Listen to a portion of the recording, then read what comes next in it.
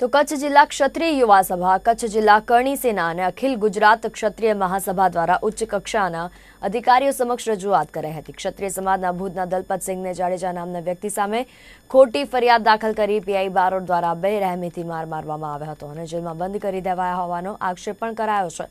PI દ્વારા ક્ષત્રિય સમાજના યુવાનોને ટાર્ગેટ કરાતા હોવાનો પણ આરોપ લગાવાયો હતો।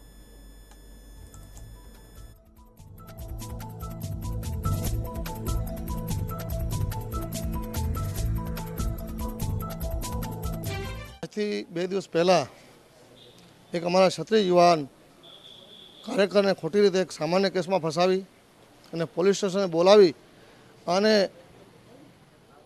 સત્તાનો દુરુપયોગ કરી ઢોર માર મારવામાં આવ્યો।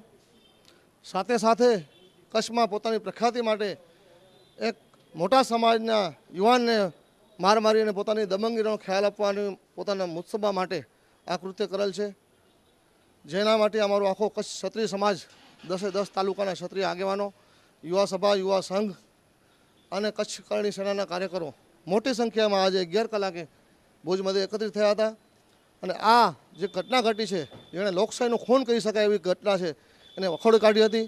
અમારા વડીલો, અમારા સમાજના પ્રમુખ વિરેન્દ્રસિંહ જાડેજા, અમારા ધારાસભ્ય શ્રી પદ્મનસિંહ અને તે બધાના સૂચના અને માર્ગદર્શન હેઠળ આજે અમે કલેક્ટરશ્રીને આવેદનપત્ર આપ્યું છે।